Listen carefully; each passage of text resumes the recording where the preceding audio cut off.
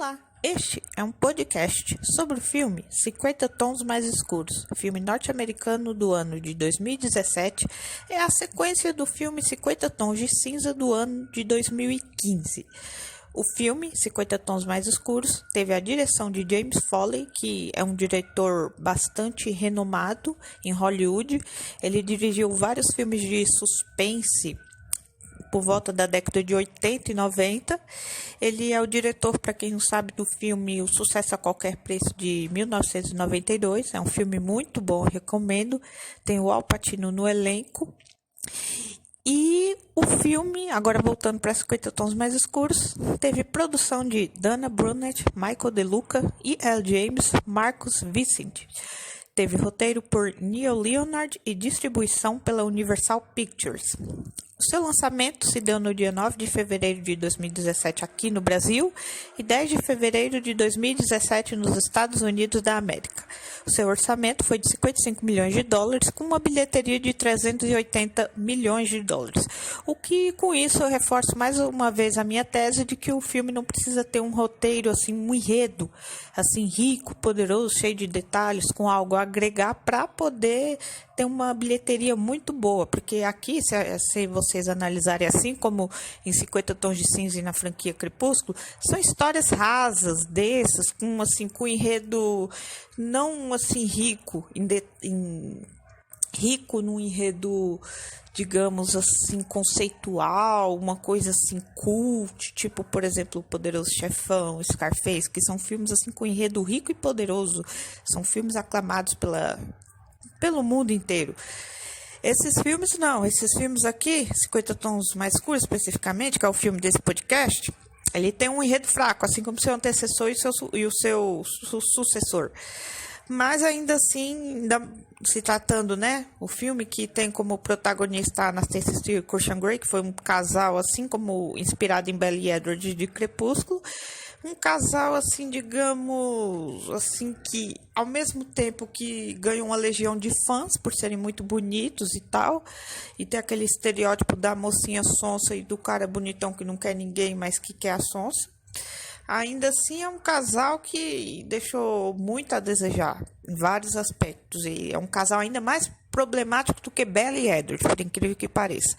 Mas aqui, agora voltando para o filme 50 Tons Mais Escuros, ele repete alguns erros do seu antecessor 50 Tons de Cinza e agrega novos erros. Uma nova história tem que ter novos erros, assim como na franquia Crepúsculo, que a cada filme foram surgindo vários erros e o último filme só realçou todos os erros dos seus antecessores e ainda agregou um erro maior de todos, que fechou a franquia Crepúsculo magistral com aquela luta fake, que eu já comentei sobre isso. E depois, se vocês quiserem, vão lá no podcast de Amanhecer Parte 2, que está muito bom e muito longo também, porque foi um filme que me deixou assim feliz e triste ao mesmo tempo. Mas enfim, agora vamos voltar aqui, que o foco é 50 Tons Mais Escuros. Que o filme aqui, ele, como eu já falei, ele é a continuação de 50 Tons de Cinza. E aqui nós temos uma Anastasia um pouco mais, assim, liberal, um pouco mais rebelde, um pouco mais cheia de opinião, cheia de decisão. Mas é só em termos de argumentos, porque na prática ela acaba fazendo tudo o que o Christian Grey quer. Eles discutem, debatem opiniões, ela mostra sua opinião, fala e no final não faz porra nenhuma, porque no final ela acaba fazendo o que fez no outro filme, que é acatar as ordens do rico, poderoso, bonitão Christian Grey, né? E o Christian Grey, por sua vez, no filme antecessor, ele se mostrou um cara muito fechado, muito frio, assim que nem o Edward em Crepúsculo, né? Que tinha aquele jeito todo duro, todo travadão. Aqui, até a atuação do Jamie Dornan dá uma leve melhorada, se comparar com o primeiro filme, que ele estava muito robotizado, vamos dizer assim. Aqui ele já está um pouquinho mais à vontade no seu personagem, que o personagem está um pouquinho mais leve, se comparar com a sua interpretação no filme anterior. Aqui ele já está um pouquinho mais aberto a ouvir opiniões, mas só ouvir mesmo, porque na prática ele não faz nada do que a Anastasia quer. Mas ele já está um pouquinho, até em alguns momentos, ele faz umas graças, assim, né? já tá um pouquinho menos pior, mas muito pouquinho. E temos também o chefe da Ana, porque agora a Ana ela trabalha numa editora de livros, né? Porque no primeiro filme ela era uma estudante, estava terminando a faculdade, e aqui ela já está fazendo estágio como secretária do Jack Hyde, né? Jack Hyde, ele é interpretado pelo ator Eric Johnson. A Ana, a Anastasia Steele, interpretada pela Dakota Johnson, como no anterior, e o Jamie Dornan é o Christian Grey. E o Jack Hyde aqui, que eu já falei, né, que é o Eric Johnson, ó que coincidência, Dakota Johnson, Eric Johnson, enfim. O Jack Hyde, ele é o chefe da Ana. Você percebe logo no início do filme que ele tem um interesse amoroso pela Ana, mas assim, no terceiro filme, a gente descobre umas barbaridades que ele andou fazendo antes da Ana ser contratada para ser a estagiária dele. A gente descobre que ele já andou aloprando com outras secretárias lá, mas eu não vou dar esse spoiler não, porque isso daí fica pro próximo podcast, que é de 50 Tons de Liberdade. Aí ele tá interessado na Ana, e tem uma cena em que ele assedia a Ana sexualmente, e ela agride ele dando-lhe o clássico chute no meio das pernas e sai correndo, não consegue fugir dele, mas eu já vou chegar nessa cena, já vou comentar sobre essa cena. E ele, assim, até convence, né? Como o vilão, tecnicamente era pra ele ser o vilão, né? Da trama, por ser um cara que é a Ana e ela meio que tá cagando pra ele, porque ela só quer saber de Christian Grey, né? E é pra ser o vilão, mas, assim, é um vilão que não agrega muito na trama. Só nessa parte, assim, do assédio, né? Que ele ganha um pouquinho mais de destaque, mas fica por isso mesmo. E no filme nós também temos a Bella Hitchcock, que interpreta a Leila Williams, que é uma das ex-submissas do Christian Grey. Uma coisa que eu não me lembro se eu comentei no podcast anterior, mas eu vou estar comentando aqui brevemente, é que tem uma cena no 50 Tons de Cinza que a Anastasia e o Christian Grey estão conversando no quarto branco, que ele diz que é o quarto que ela vai dormir se ela aceitar a proposta dele, que aí ela vai dormir na casa dele nos fins de semana e vai ficar no quarto branco, porque ele não dorme com ninguém, e no final das contas ele acaba sempre dormindo com ela, né, que é estranho, ele fala uma coisa e faz outra, e enfim, aí eles estão conversando nesse quarto branco, ela pergunta com quantas mulheres ele já dormiu, ou seja, quantas mulheres como submissa ele já teve, e ele fala que teve 15, só 15, isso mesmo. O cara é um escroto total, é um macho escroto total, porque ele, além de usar as mulheres como se fosse o objeto descartável e depois jogar fora, ele ainda fica contando vantagem. Eu já peguei 15, você já é a 16ª, né? Ele não fala isso pra ela, mas nem precisa, porque é só fazer as contas. Ela é a 16ª da lista dele. Mas se a escrotice dele parasse só por aí, ainda tava bom. Ele ainda consegue se superar. O Christian Grey sempre consegue se superar. Senão ele não seria Christian Grey. Ele ainda consegue se superar, porque depois, no meio do filme, desse filme, os 50 Tons Mais Escuros, no meio do filme ela descobre que ele tem um dossiê de todas as ex-submissas dele, e que ele mandava os seguranças dele, os empregados dele, investigar toda a vida delas, antes mesmo delas aceitarem ser submissas dele. Pega a ficha completa de tudo que a pessoa já fez na vida, o cotidiano, se já teve namorado, se é gay, se não é, religião, umas coisas que não tem nada a ver. Ou seja, o cara é um psicopata, um sociopata, é um stalker, né? O cara é um louco varrido. Norman Bates e aquele outro lá do filme do Iluminado, o psicopata lá do filme do Iluminado, psicopata do filme Psicosa, que é o Norman Bates, e o outro do Silêncio dos Inocentes, que é o Hannibal Lecter. Se juntar esses 3 psicopatas aí que eu tô falando, não dá um Christian Grey. Christian Grey é um louco varrido de pedra, né? E o pessoal, o pior é romantizar a relação do Christian Grey com a Anastasia, que é uma relação tóxica e abusiva, né? Assim como o Belly Edward, mas eu já falei sobre a franquia Crepúsculo. Então agora o foco da vez é nossos queridos e adoráveis Anastasia Steele e Christian Grey. E é uma relação tóxica, abusiva. A Anastasia quer pagar de mulher empoderada, livre, mas no fim das contas ela acaba cedendo a todas as vantagens do Christian Grey. E isso daí e muitas pessoas romantizaram, né, essa relação deles ao longo da trama, E assim, eles têm momentos bonitos, né? Como passeios de barco, de avião, de planador e tudo mais, com aquelas músicas pop bem clichê, mas ainda assim não vamos esquecer de que é uma mulher que se submete às vontades do cara e um cara escroto e louco e sociopata e todos os defeitos que vocês quiserem puder dar pra ele. Pode dar tranquilamente. O Edward já estava ruim. Christian Grey só é uma versão ainda piorada do Edward. Uma versão mais safada e piorada. Mas enfim. E como eu estava falando, a Leila Williams, né? É uma das ex-submissas do Christian Grey. E aí, como eu falei que ele tinha o dossiê de todas as ex-submissas dele, inclusive também tinha um dossiê da Anastácia, e a Anastácia pede para ver seu próprio dossiê, e depois ela ainda chama ele de louco varrido, e de bizarro também. Ela fala que as coisas que ele faz, como por exemplo, comprar a empresa onde ela trabalha para poder continuar vigiando ela quando ela não está perto dele, fazer um dossiê dela, das outras mulheres que ele já teve, levar ela num salão de beleza daquela senhora Robson, né? Porque o Christian Grey convida a Anastasia para ir num baile de máscara que vai ter na casa dele. Ela aceita, mas fica preocupada com a questão do cabelo e da roupa. Ele falou, a roupa eu compro e o cabelo eu te levo num salão, você se arruma e pronto. Ela topa, né? Até aí tudo bem. Chega num salão de beleza, quem tá lá, assim, ela mesma, a senhora Robson. A Anastasia nunca viu a véia, mas assim, só de bater o olho nela, conversando com o Christian Grey, com a intimidade que a véia tá com ele, assim, ela já saca logo que é ele. E aí ele mostra, aí nessa sequência eles vão para casa dele, ele mostra o dossiê, aí ela fala que levar ela no salão de beleza da senhora Robson, comprar a empresa que ela trabalha, assim, ele faz isso, ele compra a empresa que ela trabalha para poder vigiar ela, fazer um dossiê de todas as mulheres que ele já pegou, ou seja, que ela está tentando entender a cabeça dele, está tentando ajudar ele, mas que o que ele faz é bizarro. E é bizarro mesmo. E ela ainda foi delicada, porque ela poderia ter falado coisa muito pior, mas enfim.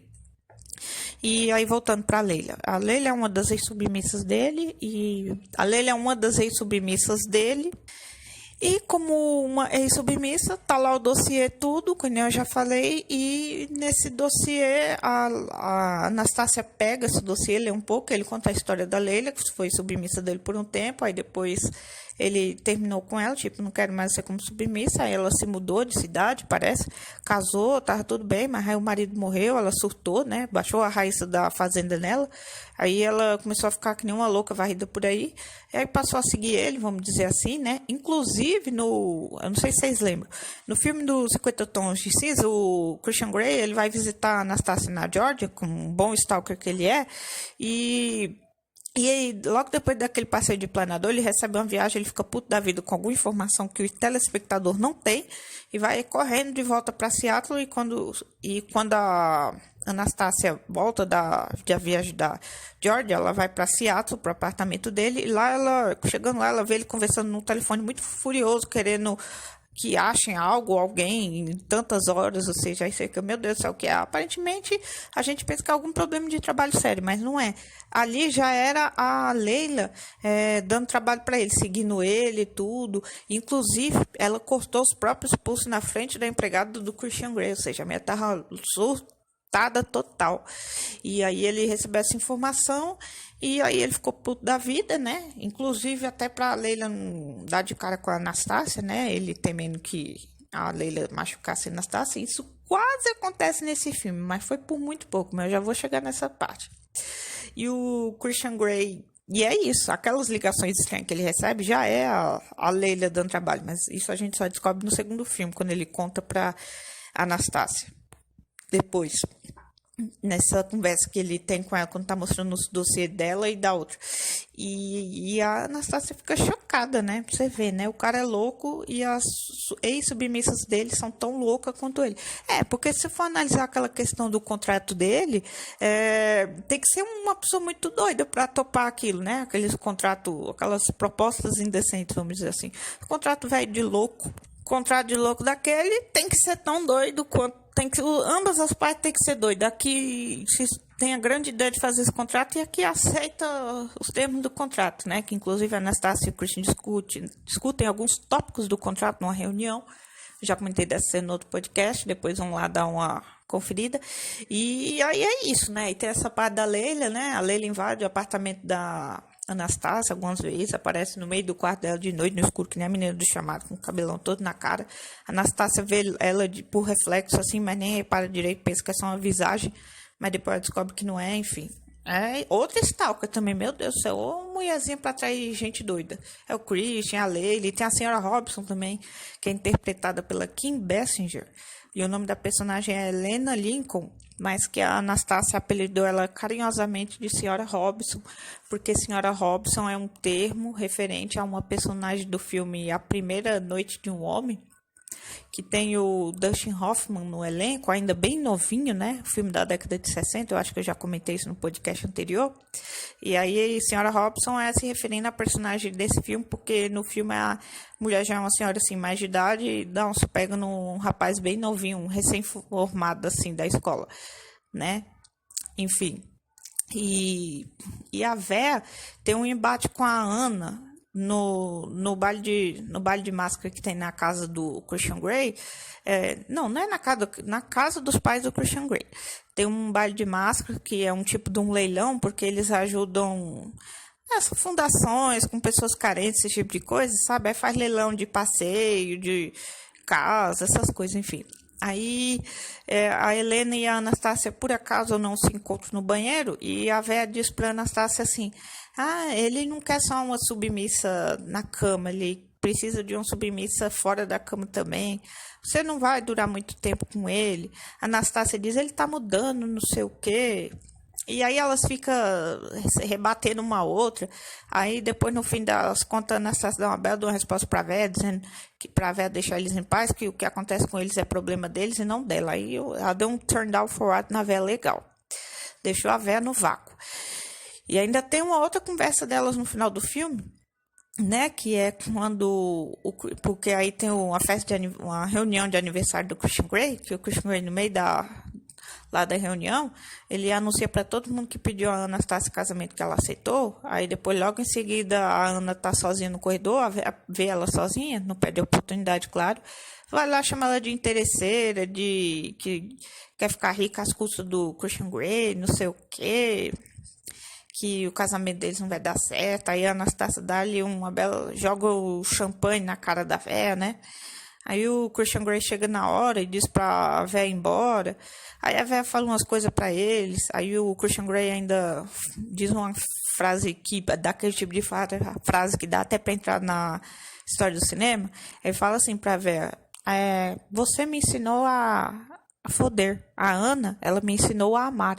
Né? Uma frase linda, né? Assim, bem Christian Grey mesmo. E aí, nesse meio tempo, aparece a mãe do Christian Grey, né? A mãe adotiva do Christian Grey. Ela pega uma parte da conversa, né? Aí ela dá ali um tapão na véia. A véia levou uma champanharada na cara, levou um tapa na cara. Assim, a véia saiu bem da festa, saiu bem vista. Aí, depois ela pede pro Christian Grey e a Ana deixar ela conversar com a véia lá, a mãe adotiva do Christian. E aí, aqui no filme não passa conversa, mas no livro... o Christian Grey conta para Anastácia que a mãe adotiva dele acabou descobrindo a verdade do passado dele com a véia, né? Não sabe das questões de submissão, aquela coisa toda, porque foi essa véia que introduziu o Christian Grey esse mundo de sadomasoquismo aí, né? Mas isso, até onde se entende no livro, a mãe dele não sabe, só sabe que eles tiveram um caso no passado, né? Ela fica possessa da vida porque ele era bem novinho, né?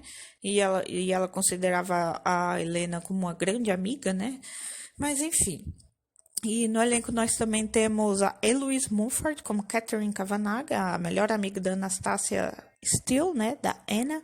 E ela mora junto com a Ana. Elas moravam junto em Port Angeles e agora vão morar juntas em Seattle, né? Que elas se mudam para Seattle, terminar a faculdade e ia morar em Seattle. Nós também temos a Rita Ora como Mia Grey, que é a irmã adotiva do Christian Grey, né? Ela tem poucas cenas aqui, ela aparece no baile de máscara, inclusive aparece loira, né? Ficou muito melhor, na minha opinião, com aquele cabelo preto estranho. Ela também aparece no aniversário do Christian Grey, né? Mais no final do filme. E ela também aparece perto do final do filme ligando para Ana para perguntar que presente de aniversário pode dar para o Christian Grey. E aí que a Ana fica sabendo que vão comemorar o aniversário do Christian Grey.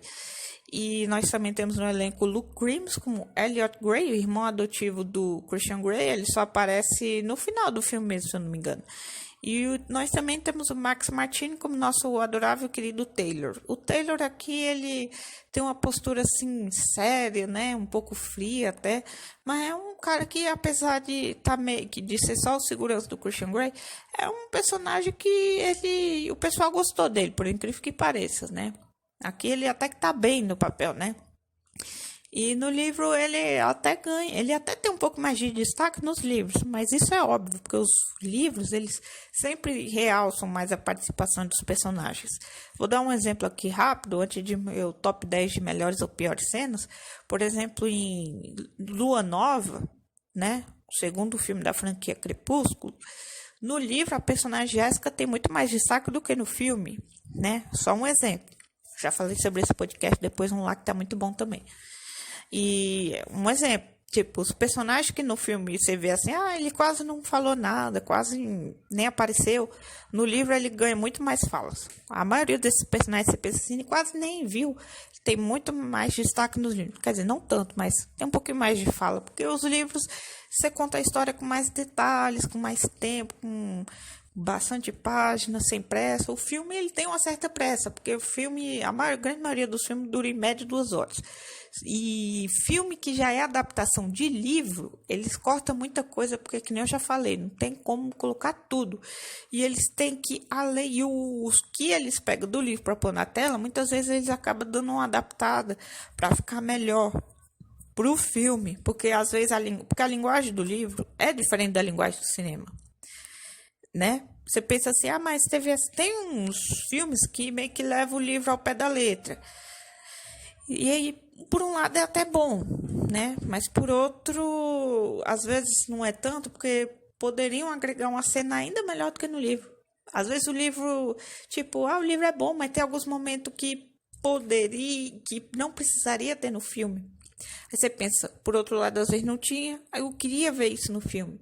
Por isso que adaptações de livros sempre geram discussões, por isso. Porque tem coisas no livro que você acha que poderia estar no filme ou não. Entendeu?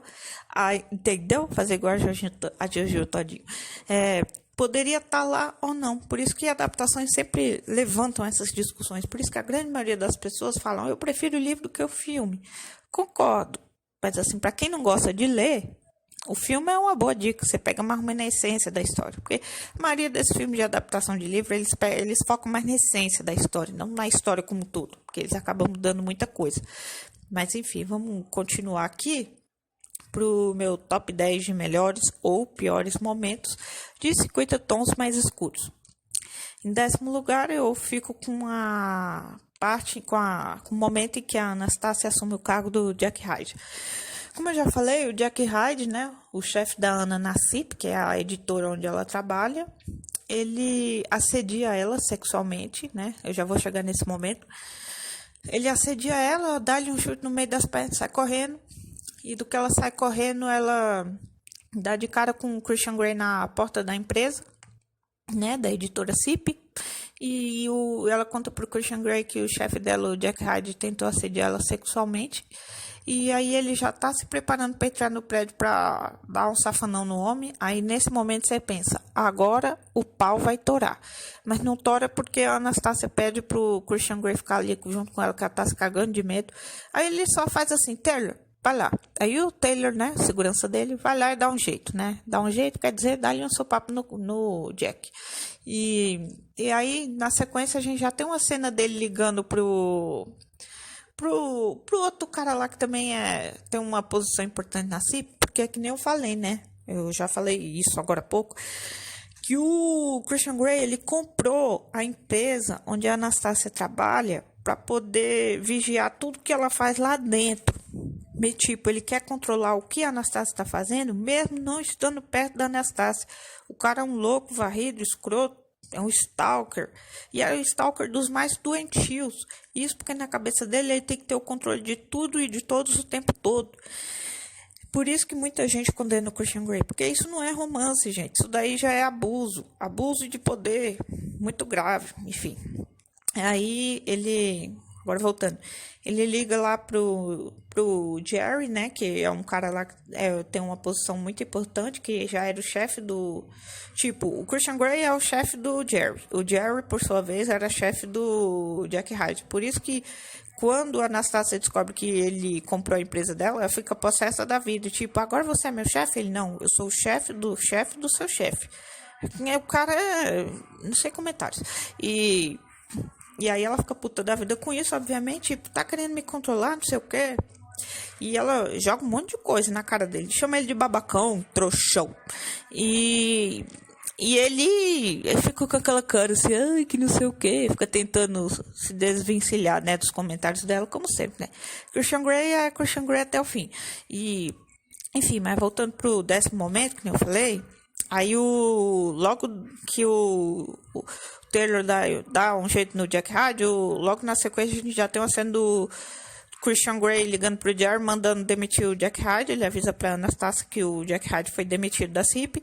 E aí no dia seguinte a Anastasia meio que é convocada para assumir a parte do Jack Hyde, porque vai ter uma reunião dos editores da livraria, da editora. Tem uma reunião dos editores, aí tem uma mulher lá, pede pra Anastasia assumir o lugar desse Jack Hyde nessa reunião, né? Porque como ele foi demitido às pressas, né? Ninguém sabe o que fazer. Como a Anastasia já tinha mais ou menos as coisas do trabalho do Jack, então ela era a melhor pessoa para isso. Aí ela fica meio assim, mas ela acaba aceitando. E aí depois, no fim das contas, a Anastasia, não é que ela ainda consegue ficar no lugar do Jack Hyde, né? Que aí é quando o Jerry, após o fim da reunião, pergunta para Anastasia se ela topa ficar temporariamente, entre aspas, né, no lugar do Jack Hyde. Ela acaba aceitando, né, obviamente, né. Aí tem outra questão, ela ainda fica na dúvida. Ela ainda pergunta pro Christian depois disso, porque depois disso ela liga para ele e os dois vão jantar, né. Aliás, só uma breve memorando aqui, eles jantam umas 10 vezes nesse filme, tomando café da manhã, lanche da tarde e janta o tempo todo. Ou seja, o filme ele fica agregando várias cenas de janta, porque aqui é que nem o outro filme, não tem muita coisa para acontecer. Mas agora retornando aqui. E aí ela ainda pergunta pro Christian Grey, mas você teve alguma coisa a ver com a minha promoção, vamos dizer assim? Ele, não, claro que não. Você não acredita no seu potencial? Ela, é porque as coisas nunca foram fáceis para mim, não sei o quê. Ou seja, a pessoa também, ela também não tem um pingo de responsabilidade, porque, tipo, a pessoa de tudo trabalho, se esforça, acha que não é capaz de conseguir uma promoção por conta própria, né? Acha que tudo depende do homem. Mas não fica claro no livro, nem no livro, nem no filme, se ele de fato mexeu algum dedo para essa promoção da Ana acontecer. Mas a gente, já conhecendo o histórico de Christian Grey, a gente já, acho que nem precisa ter dúvidas. Christian Grey com certeza mexeu nisso, com certeza Christian Grey falou pro Jerry para Ana assumir o lugar do outro, né? Com certeza, gente. Mas, enfim, não ficou claro no filme, fica o benefício da dúvida ou não, mas, enfim. Mas Christian Grey com certeza, porque o cara, vou te contar. E ainda mais ela numa posição importante, ainda vai ficar mais fácil ainda dele controlar o que ela faz lá. Mas, enfim. Continuando aqui pro 9º momento. No momento em que a Anastasia e o Christian voltam pro quarto vermelho, a Anastasia passa praticamente o filme inteiro pedindo pro Christian para eles irem transar no quarto vermelho. Ele disse que não, porque da última vez que ela teve no quarto vermelho, ele deu aquela surra de cinta nela e eles terminaram o namoro. E é um momento que não é bom para ele, né? Que o quarto vermelho acabou deixando ele com péssimas lembranças, vamos dizer assim. Ela fica lá pedindo. Ela, inclusive, tem uma parte do filme que ela entra no quarto vermelho meio que escondido do Christian Grey, acha umas coisas lá, fica pedindo para enfiar um negócio no rabo dela. Não tô brincando. Ela já deduz que aquilo lá é pra... Ela pega um varão assim enorme, ela pensa que aquilo lá é pra enfiar no meio das pernas dela, vamos dizer assim. Não é, querida. Teria nem como, né? Aquilo ali seria humanamente impossível, mas enfim. Mas depois ele leva ela junto com o brinquedinho lá, com a vara que ela achou, mas é um negócio que separa as pernas dela, que uma perna vai parar lá no Amapá e a outra lá na Bahia, né? Fica com as pernas bem abertas, ele gira ela, uma cena lá também, né? Cena assim, picante, vamos dizer assim. Esse filme, em comparação com o outro, ele teve bem menos cenas assim...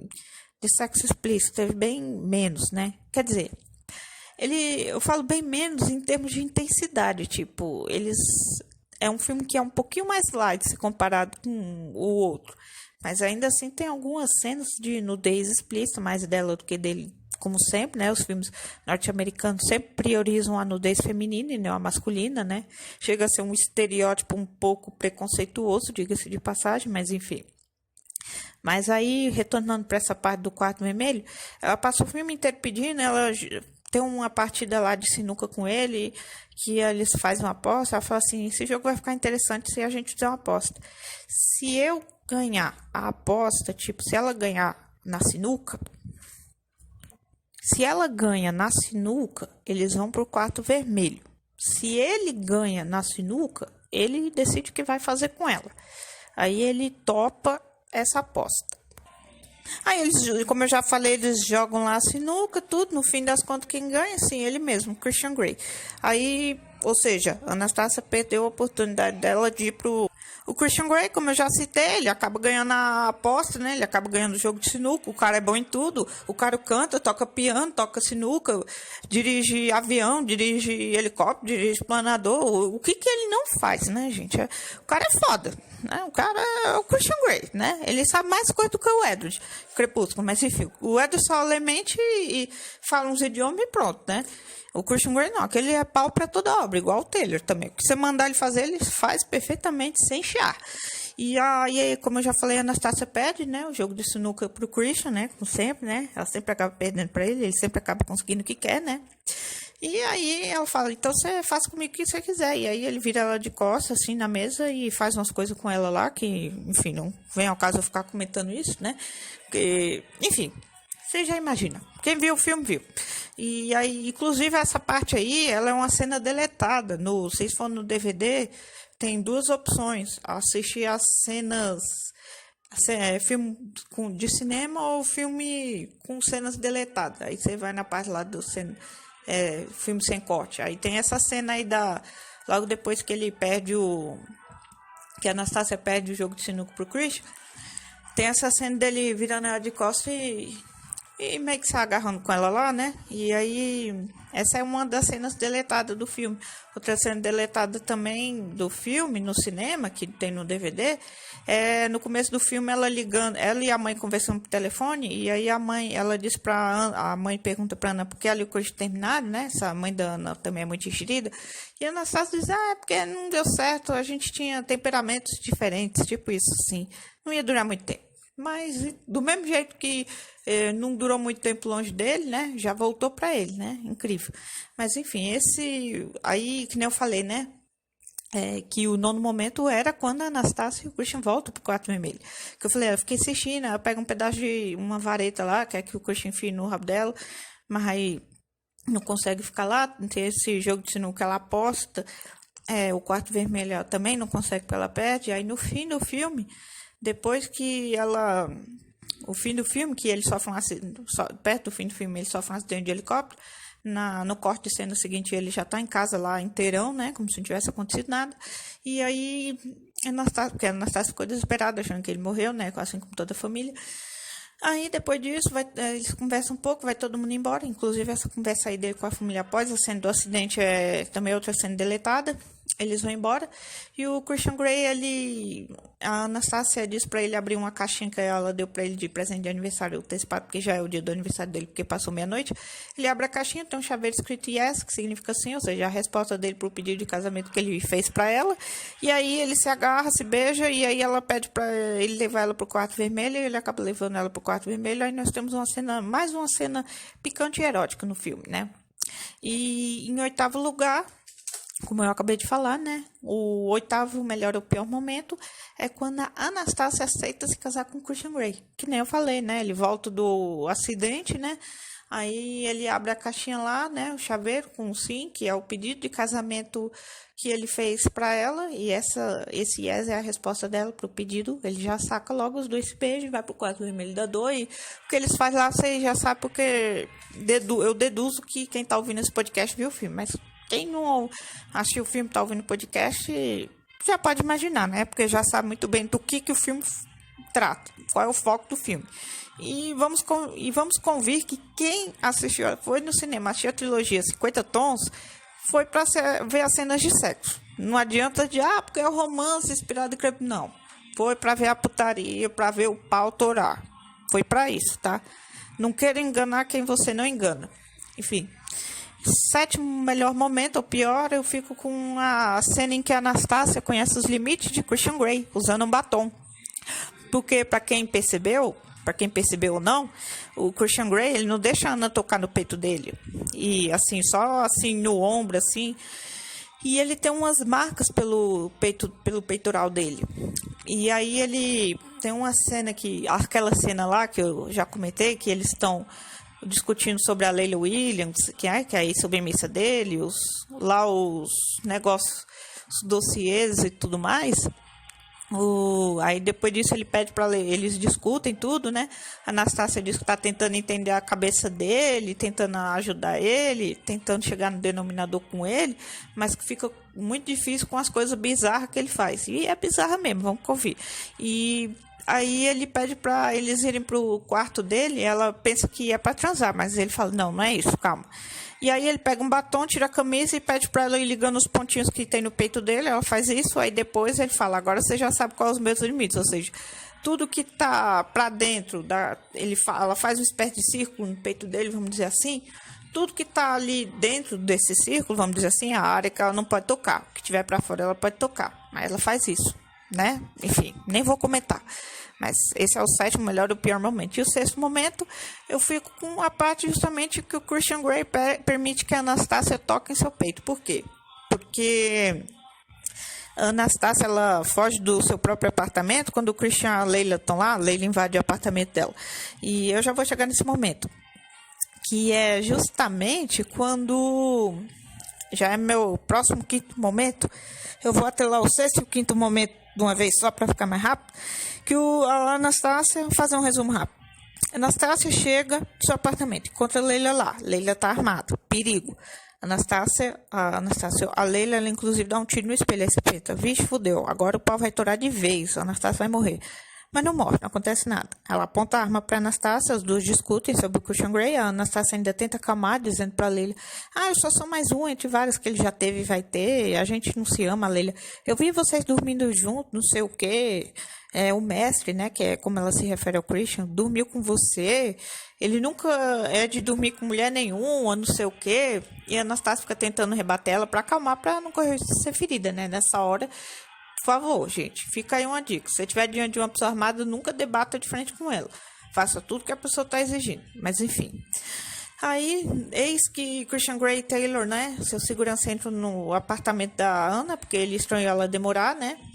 E aí, dá de cara com a Leila com a arma apontada para Anastácia.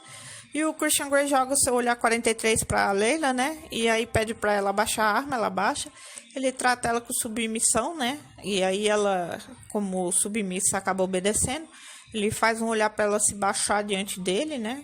Para ele ser o superior a ela. A Anastácia fica muito chocada com aquele momento. Ela sai correndo dali, depois de muita relutância, é claro. E ela sai andando pelas belas ruas de Seattle, né? Sem celular, sem bolsa, sem nada. Inclusive, ela pede pro Taylor nem seguir ela, dá uma chamada no Taylor. Coitado do Taylor, eu fiquei com pena dele nesse momento.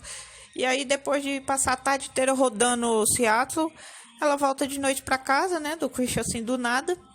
E aí eles têm uma discussão, ela diz que a relação deles não tem como dar certo, porque ele tem essa questão de submissão atrelada a ele ainda, que ele precisa de uma pessoa submissa a ele, né, que nem a própria Helena Lincoln disse para Anastácia no baile de máscara, que o Christian não precisa só de uma submissa na cama, precisa de uma submissa na vida também.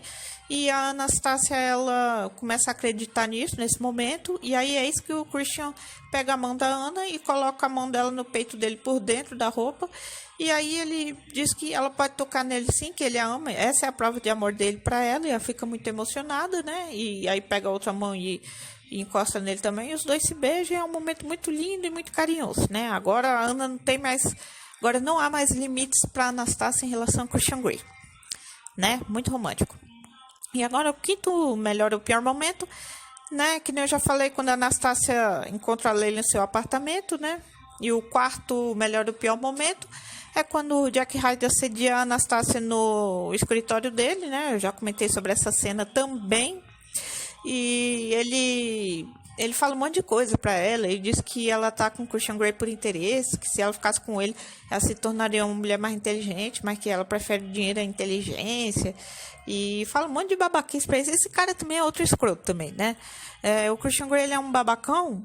E esse outro também, mas pelo menos esse outro ele é um pouquinho menos pior que o Christian, no sentido de que pelo menos ele já se mostra ruim, ele já é um escroto, se mostra escroto e ruim.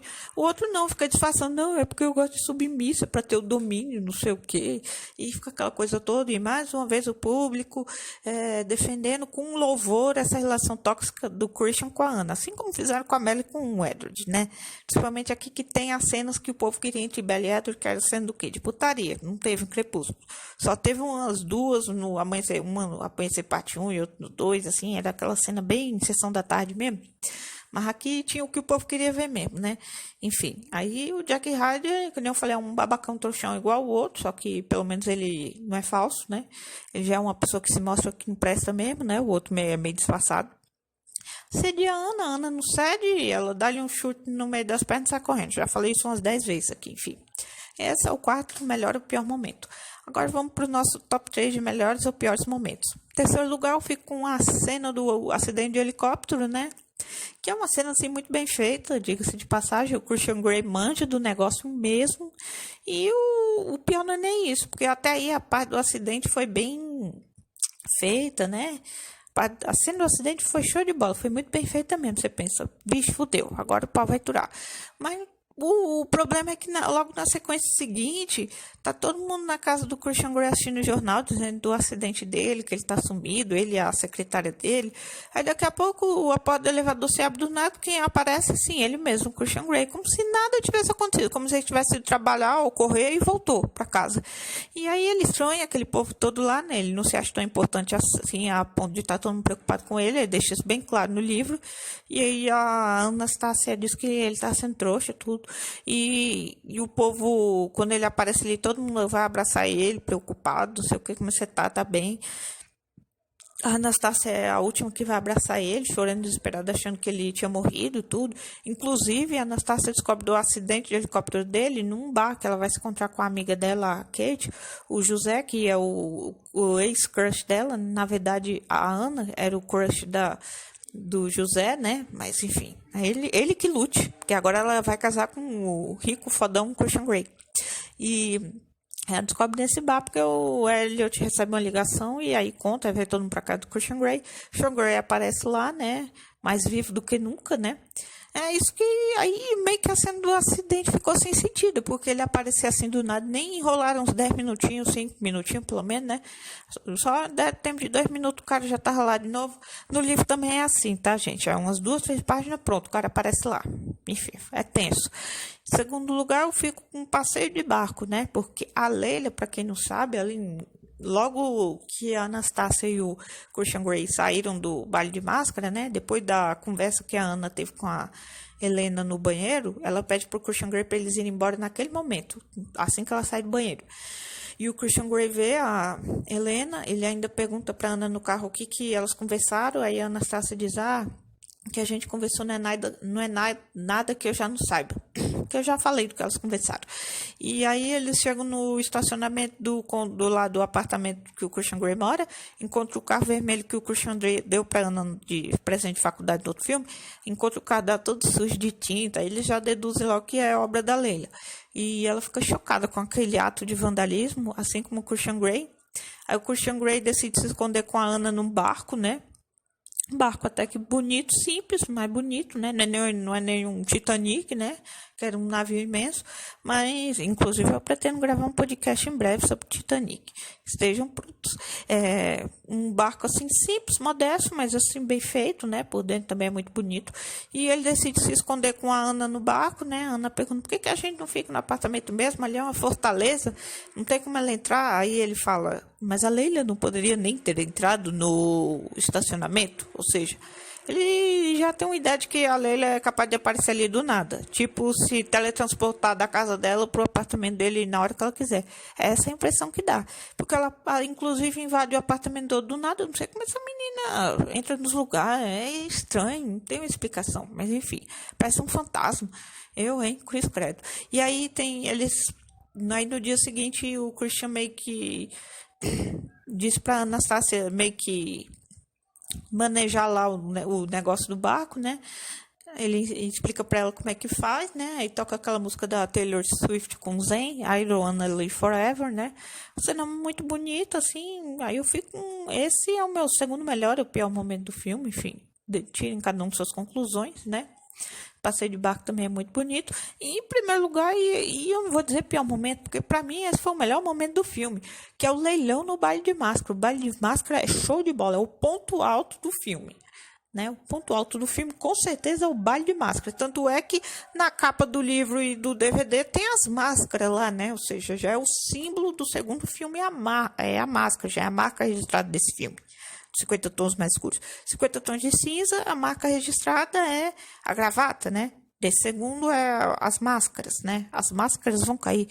Inclusive, gente, nós estamos em plena pandemia de Covid-19. Por favor, usem as máscaras. Mas não a máscara do filme, é máscara de tampar o nariz e a boca, tudo direitinho, tá? Porque eles usam a máscara para os olhos, assim, porque é um baile de máscara, né? Por favor, não deixem as máscaras cair. Mas aqui muita máscara cai. E a música do que toca no leilão muito boa também, a fotografia, o cenário, o elenco, tá todo mundo muito bem vestido, muito bem aqui mesmo, né? Essa parte do leilão no baile de máscara também é muito boa, né? E esse é o meu primeiro melhor momento do filme, né? E aqui...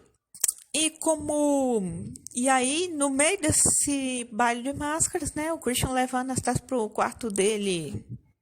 pro quarto que ele... Porque ali é na casa dos pais do Christian Grey. Ou seja, o Christian Grey já morou lá. Ele tem um quarto lá, né?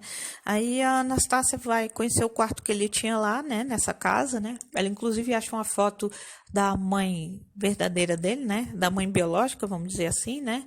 Aí, mas o Christian Grey ele diz que não quer falar sobre aquilo, né? Sobre a mãe dele ali no quarto ele não quer falar sobre a mãe dele, ele só vem a contar um pouquinho mais da história da mãe dele, que ele encontrou, que ele ficou 3 dias com a mãe morta em casa, porque ela sofreu overdose, ficou 3 dias com ela ali tentando acordar, porque ele tinha 4 anos de idade, né, dá até dó dele contando e mostrando a cena, assim, na tela, né, e ele conta um pouquinho mais sobre a mãe dele pra Ana, no barco, né,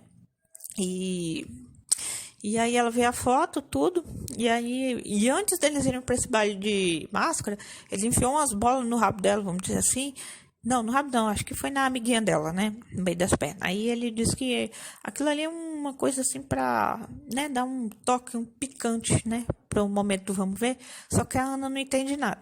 Aí na hora que eles estão lá, no vamos ver, que aí eles acabam transando nesse quarto dele, né, no meio do baile de máscara, aí ela começa a sentir as bolinhas lá, né, aí o Christian Grey, ele depois tira as bolinhas e manda ver mesmo, né, com perdão da palavra, desculpa, e é basicamente isso, né, o cara aí não perde oportunidade, ele transa em tudo que é lugar, é no barco, é no meio do baile, não no meio lá do baile de máscara, mas enquanto tá rolando o baile de máscara no quarto dele, é no apartamento dele, é no apartamento dela, Deus me livre, ô povo tarado, caralho. Mas enfim, aí basicamente esses são os melhores e piores momentos, né? Depende da opinião de cada um. E eu vou aqui para breves curiosidades sobre o filme, porque esse podcast é um filme que, até que comparado com outro, aconteceu um pouquinho mais de coisa aqui, né? Até que agora vamos para breves curiosidades, porque o podcast já tá longo demais. Para quem não sabe, a barba de Jamie Dornan foi uma questão que foi discutida pelos produtores do filme, né? Inclusive, vocês perceberem, ele tá barbudo nesse filme todinho. E como 50 Tons Mais Escuros e 50 Tons de Liberdade foram gravados simultaneamente, assim como Amanhecer Parte 1 e 2, tipo, um dia outro, gravados simultaneamente assim, aí tem umas cenas do 50 Tons de Liberdade que ele aparece com a barba, igualzinho ele estava no segundo filme, né? Inclusive tem um vestido vermelho que a Ana usa nesse filme, no começo desse filme, um vestido vermelho, que é o mesmo vestido que ela tá usando quando Jack Hyde liga para ela no terceiro filme, mas eu só vou comentar no próximo podcast, que já é o do filme, que graças a Deus finaliza essa trilogia, né? Enfim, e aí, porque eles gravavam simultaneamente, aí tinha alguns momentos, mesma roupa, mesma barba, aquela coisa toda. Pra quem não sabe, pro papel de Helena Lincoln, os fãs da saga queriam que quem fosse a senhora Robson fosse a Kim Cattrall, ou a Michelle Pfeiffer, ou a Charlize Theron. Mas aí foi só em janeiro de 2016 que foi confirmado a Kim Basinger pelos produtores do filme. E as filmagens do filme começaram em fevereiro de 2016 e terminaram em julho do mesmo ano. E para quem não sabe, as gravações foram em Nice, na França, durante o período em que ocorreu um atentado terrorista por lá. Olha só que perigo. E para quem não sabe também, né, filmes de 50 tons de cinza já foram figurinhas carimbadas no Framboesa de Ouro. E o 50 Tons Escuros ganhou as categorias principais: melhor direção, não, pior, né, nesse caso, porque o Framboesa de Ouro é tipo um Oscar sobre ao contrário, tipo, em vez de melhor filme, melhor ator, pior ator. É tudo igual ao Oscar, só que em vez de melhor, pior. É um Oscar negativo, vamos dizer assim. É uma versão zoada do Oscar, só que premiamos os piores de tudo. Pior filme foi 50 Tons de Cinza, pior atriz Dakota Johnson, pior ator foi o Jamie Dornan, e por aí foi. O filme passou a rapa, 50 Tons de Cinza no Framboesa de Ouro de 2016. Ele fez a limpa total. Levou as principais categorias sem dó nem piedade, mas eu não vou comentar porque isso era para ter sido comentado no outro podcast, então não vem ao caso. E o filme, agora indo para 50 Tons mais escuros, no Framboesa de Ouro de 2018, o filme recebeu 9 indicações, incluindo pior filme, pior ator para o Dorn, pior atriz para Dakota, e ganhou 2 para pior continuação, remake, para sequência ou plágio descarado. Esse filme é descaramento total. E pior coadjuvante para Kim Basinger, né? A senhora Robinson, né? Vamos dizer assim.